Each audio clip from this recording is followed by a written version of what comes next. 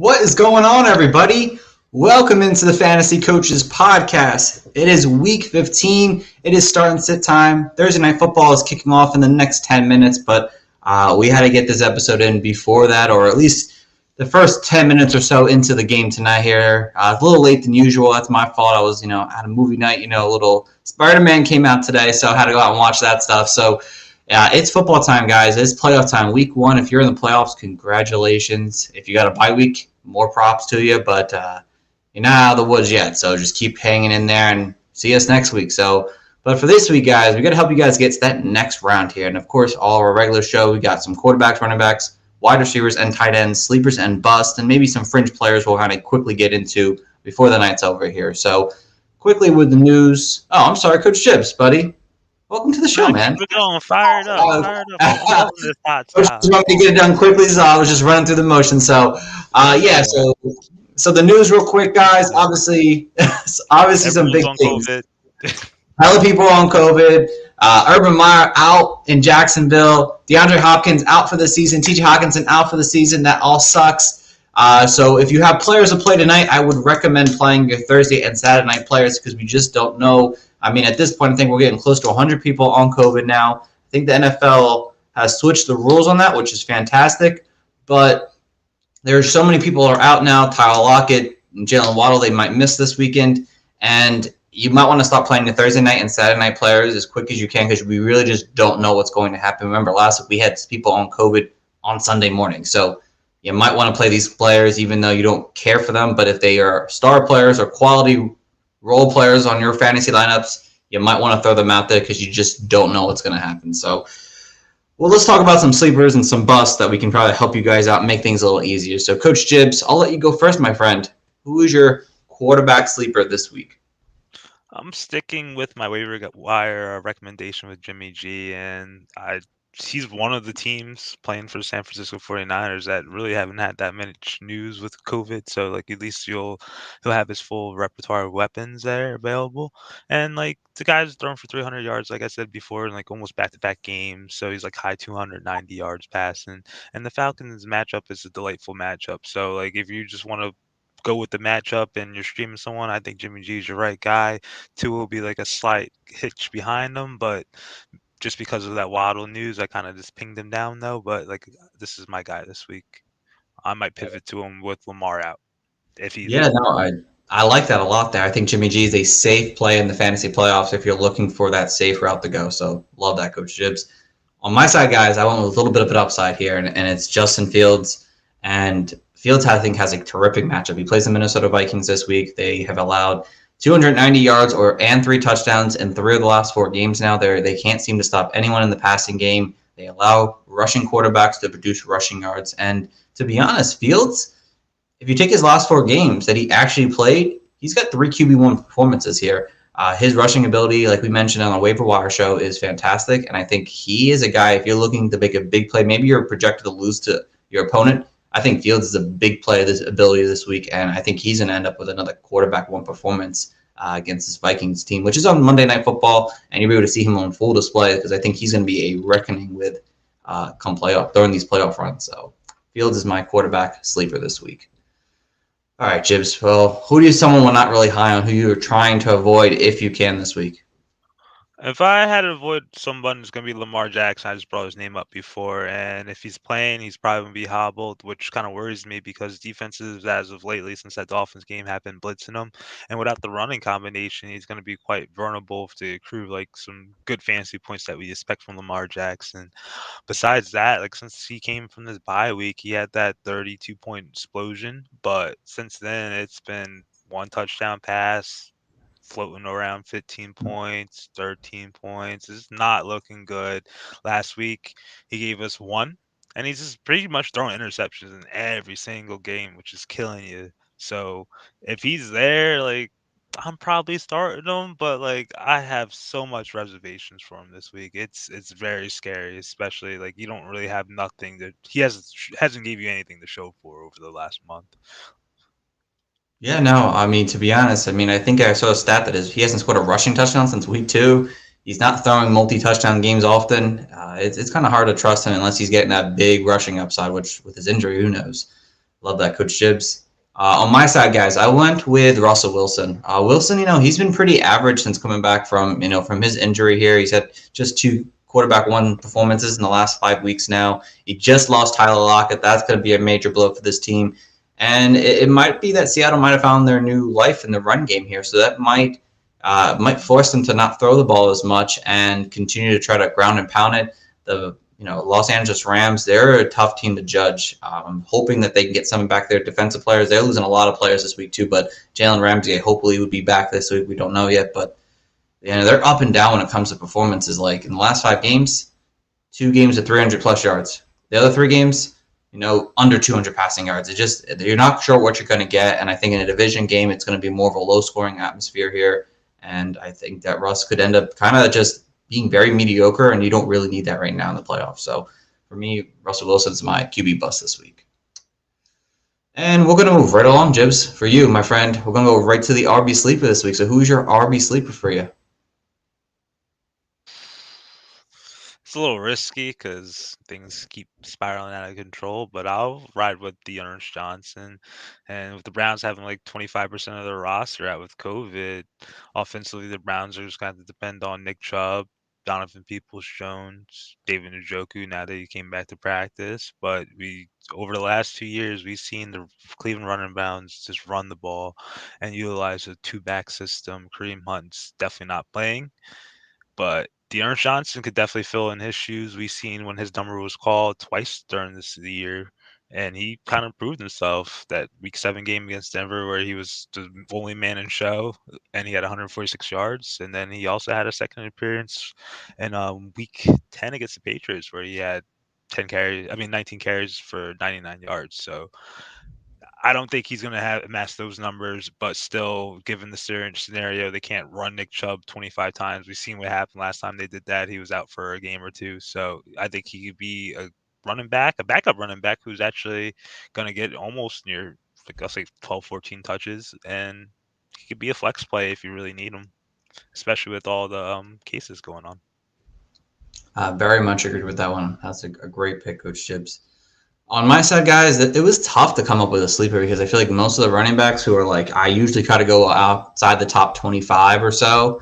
It's really hard to really gander a guy who's out here who I could consider. But I would take a shot possibly if you're in desperate need of running back this week, Royce Freeman. Terrible name to say, especially for playoff time. I know, I get it. But if you're looking for a running back, maybe you've just been hit with COVID, maybe you've been hit with injuries and you need somebody for an upside play. I think Royce Freeman could be that guy for you this week. They play the Jaguars. Jaguars are kind of against running backs this season here. And this past week, Royce Freeman, I mean, he saw work. I mean, he had six targets that he caught this past week here. Maybe that sees more involvement. I don't know if David Johnson's going to play in this game or not here, but in this Houston's movement, maybe they try to go younger and try to get him more involved in this offense. He's still a relatively young running back. Maybe they try to work him in more with David Johnson kind of being inefficient most of the season here. It's a risky play. I think it's only for mobile and deeper leagues, or if you're looking for a big playability or someone to get you something than zero. I think Royce Freeman could be the route that you could go. He might end up with maybe high-end RB3 numbers. Again, it's not great, but in terms of what sleeper running backs are out there, there aren't many because all the good ones are playing good matchups for the most part. So it's not a real much of an opportunity for these sleepers this week. So he's my sleeper this week if I'm going with somebody. Nah, it was either like picking I thought someone like 99, but nah, there's a lot of garbage. There's a lot of fodder after like 28 or so. Yeah, after 28, there's just not much. And then most of those guys, people are probably starting. So it's like if you need a deep guy, that was my deep guy. So let's get over to the bust now. So, Jibs, who you got as your bust this week, man? Freaking Zeke. The Cowboys say he's healthy, and they've been saying he's healthy, but Zeke has been straight bumming it, man. And it kind of worries me because he's capped out around like 50 yards his bye week. And Tony Potter practiced today, and he has a probable shot of playing on Sunday, and we've seen what Tony Potter has been able to do with his touches rather than Zeke's inefficient use of the touches that he's been granted. But don't get me wrong, Zeke's going to get around 15, 18 touches. I don't know if it's going to be carries or receptions, but To me, Zeke feels like a flex at best given the scenario. I like that, honestly. I'm nervous about Zeke a little bit too, to be honest here. I think they're going to continue to try to monitor his workload as they continue to try to make that playoff push because they're going to need him to probably carry the ball 15 to 19 times a game in the playoffs. So, yeah, I definitely like that one. My RB bust this week, it's Aaron Jones, guys. I mean, Aaron Jones had 8 touches last week. Pretty scary to see that. And if he didn't get those touchdowns, it would have been a really terrible day for them. Now the Ravens, they look bad on paper against running backs because they've allowed a ton of touchdowns to them early on in the season, and this might bite me in the butt because whenever you talk bad about Aaron Jones, he puts like a 3-touchdown game on you, 4-touchdown game, whatever it is. But I think you might want to lower your expectation of what you're getting at Aaron Jones this week here. Yes, he's got the receiving ability, which is nice, but he might not have that rushing ability that we once thought. They might use A.J. Dillon a lot more. Of course, the Packers probably also want to keep Aaron Jones healthy because a healthy Aaron Jones in the playoffs is lethal. So in a matchup like this where maybe Lamar Jackson doesn't even play, they might not need the services of Aaron Jones that much here, and they might not need to be throwing the ball where he gets that reception bonus that we all love. So for me, Aaron Jones is someone I'm trying to just lower my expectation on and not assume that he's going to be putting up big numbers this week in fantasy. All right, Jibs, let's see. Let's talk about a couple of running backs here. We're going to talk about some would you rather start this person or that person real quick here because I think that's the best way to talk about this week here. So Javonte Williams or Elijah Mitchell this week? Williams has the Bengals. Mitchell has the Falcons if he plays. I'm taking Javonte. I know he's guaranteed 50% of the work. Even though Mitchell has been a stud when he's been in the lineup, I'd just rather go that scenario. He's just been kind of shaky with his practices so far. Right. I think I'm starting Mitchell if he plays, but obviously I think you're probably going to end up with Williams anyway. James Robinson or let's see here, Aaron Jones this week. Robinson has a great coaching staff. Mr. Bevel said, I'm using my running back like a running back, like the true running back. And I was like, oh, my God. Like, I felt so fired up. I wanted to run through a wall. I'm going James Robinson. Yeah. Yeah, I think I'm going back to Robinson. I think I'm hoping that they go back to the well and use him to his advantage here. Let's see. Let's do one more real quick here. We play, let's see, Saquon Barkley or do you play Antonio Gibson? Saquon versus the Eagles, Gibson versus Saquon versus Dallas, Gibson against the Eagles. Gibson. I'm relying on Gibson too. Yeah. Actually, no. I'm actually gonna go Barkley on this one. I'm gonna go Barkley. They have to have some kind of offensive weapon there. Tyler Heineke's all banged up. It kind of concerns me that the Washington football team isn't going to be able to move the ball. So for me, I'm going to go with Barkley, even though the Giants can't move the ball either. So, all right. So let's head over to the wide receivers now, Coach Gibbs. Who's your wide receiver sleeper this week? I like Christian Kirk, and I wouldn't mind getting Green either. But when Hopkins missed time earlier this year, we saw decent Kirk had a decent run in like weeks 9 through 11. But his matchup versus the Lions isn't good or bad, and I wouldn't be surprised if Kirk burns him on a deep catch or two. But during that weeks through 9 that I've just referenced in week 9 against San Francisco, he had 6 for 91 yards. Then in Carolina, he had 7 for 58, and then he kind of came back to life against Seattle in week 11 when he only caught 2 balls for 25 yards. But we saw AJ Green get monster usage last week, and we know Kyler likes to spread the ball around, but I'm going to go with Christian Kirk if I had preferred the two as to start, and I'd like both of them as flex plays this week. Yeah, no, I definitely like the Cardinals wide receivers in total without Hopkins there, so definitely like that a lot there for big upside play. For me this week, guys, I feel like I'm gonna get burned with this, but it's Marvin Jones Jr. Who? That's what you can say about him this season. Who? But he did have a decent outing finally for the first time in probably over 2 months now at this point, and they play the Houston Texans. It's a favorable matchup. Devil, the new interim head coach. He has a history with Marvin Jones. Maybe they try to get the passing game going too and try to get Trevor Lawrence to start throwing the ball a little bit more. Again, the matchup makes sense. Even like Laquan Treadwell in deeper leagues is someone I'd be interesting. But Marvin Jones, for an upside play this week, I'm hoping that they think get back on track with this Jaguar offense because it has been atrocious for the last 2.5 months now. I know Bevel was there for this whole time, but I'm hoping with his now in charge powers, maybe he'll mix things up here. Maybe he'll try to win this coaching job if that's the case. But yeah, I'm going over with Marvin Jones this week. So, all right, Jibs. So who is a wide receiver you're kind of low on, my friend?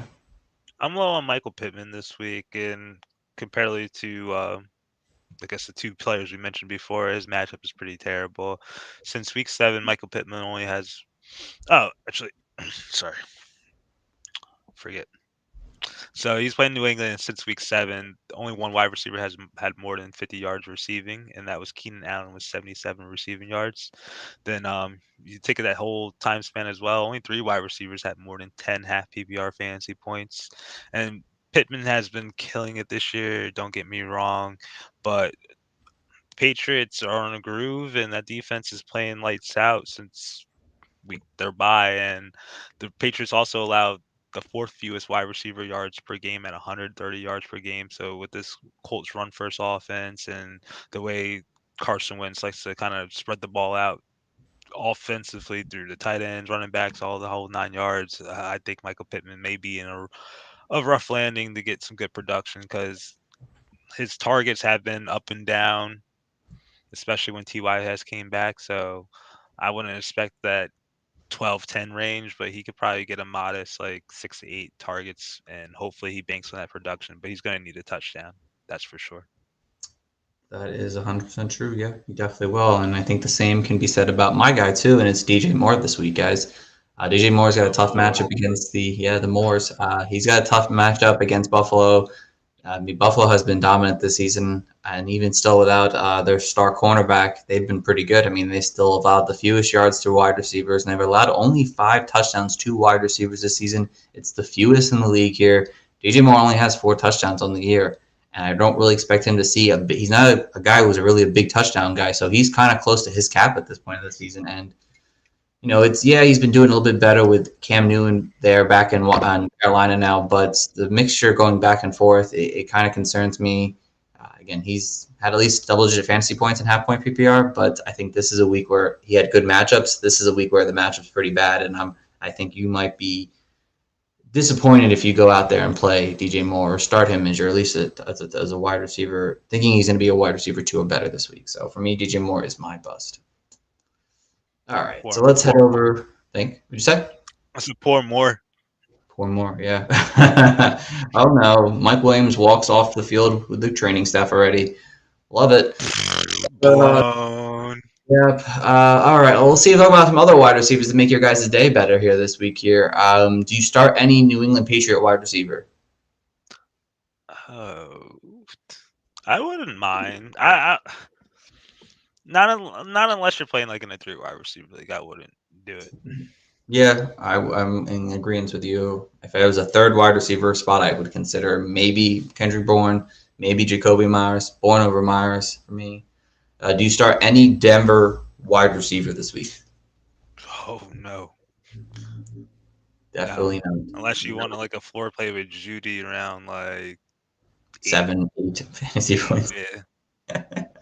Yeah, I'm avoiding them if I can. What about Gabriel Davis? If no Emmanuel Sanders, he's had touchdowns in back-to-back games. He's leading like wide receivers in red zone targets. Do you trust him?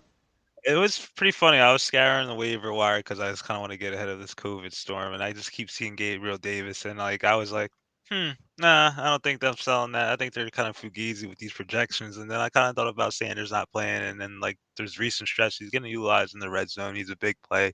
He kind of could fit that Sanders role if they give him a shot. So I think I would play him.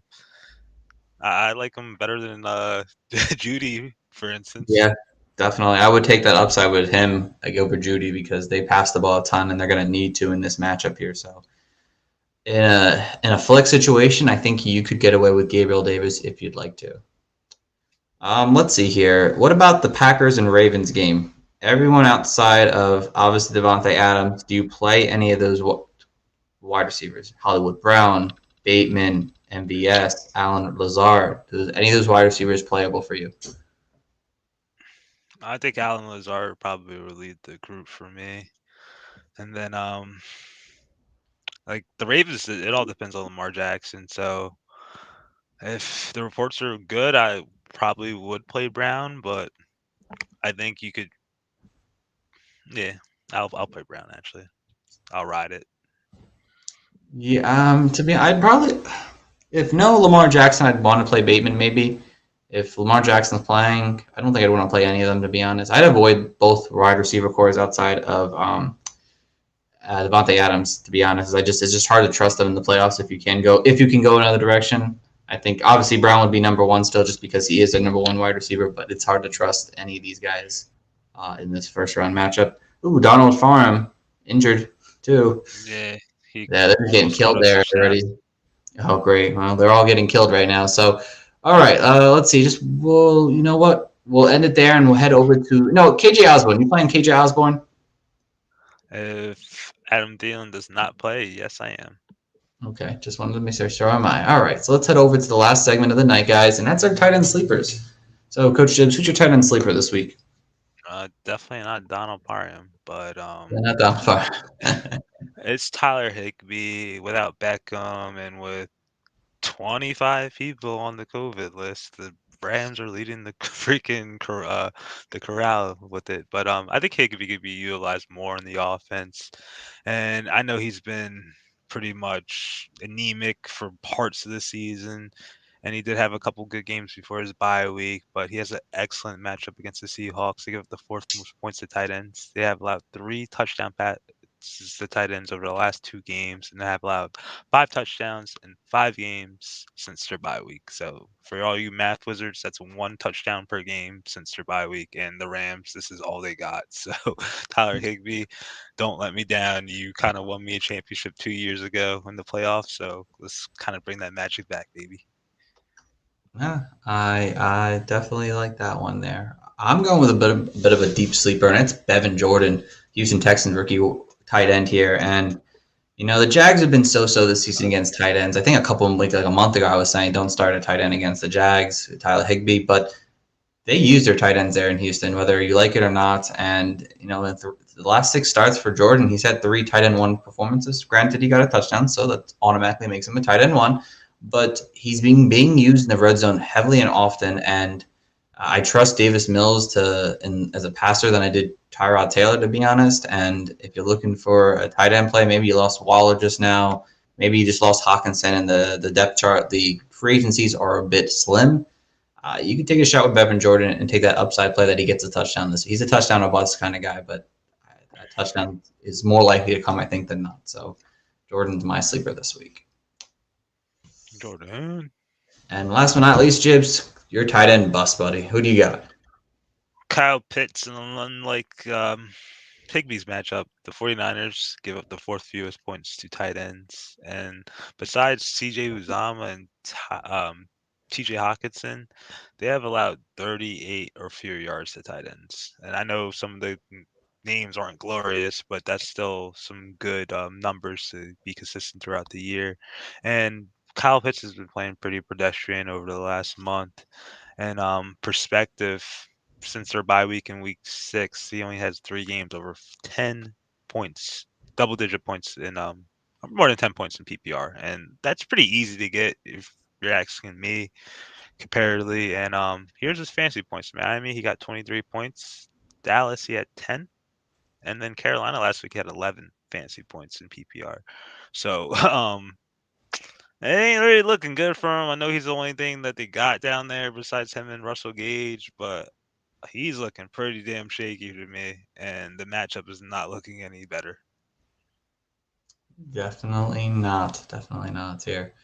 That's a good one because I actually had Kyle Pitts as my tight end, so I'll go another direction here, and I'll go Dalton Schultz. I think at this point you can't even consider starting Dalton Schultz right now. I mean, ever since Michael Gallup's come back, he's had just 1 game as a tight end 1, and the Giants, they're decent against tight ends this year. They've been pretty decent for the most part. They're above average than most defenses this season, and he's just not seeing the target share that we once saw early on in the season as often. I mean, he was averaging almost at least 6 or 7 targets a game. Now he's down to 4 or 5 for the season here now, and it's definitely a little bit more riskier. And The fact that they're not throwing the ball as much because they're trying to run the ball too. For me, I think Dalton Schultz is someone I'm avoiding if I can this week just because he just hasn't been performing to the standard we saw early on in the season. So for me, that's my guy. All right. I think we're going to wrap things up there tonight, guys. We're going to keep it nice and short for you guys this week. We'll obviously be available all weekend long if you need us for any fantasy football advice. Maybe you're looking for start and sit questions. Let us know. We'll help you answer them, help you pick the right matches for you. And you can find us over on Twitter at Coaches Fantasy. Just hit us up, DM us, message us on Twitter, and we'll gladly help you guys out. All your fantasy playoff questions.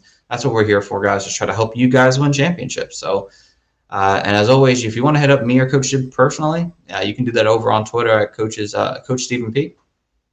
Hot take honcho. Hot take honcho. And we thank you guys for listening into our Week 15 start and sits. Hope you win your Week 15 matchups and be back with us in Week 16. Again, if you have any questions, hit us up, guys. So until then, guys, have a great one.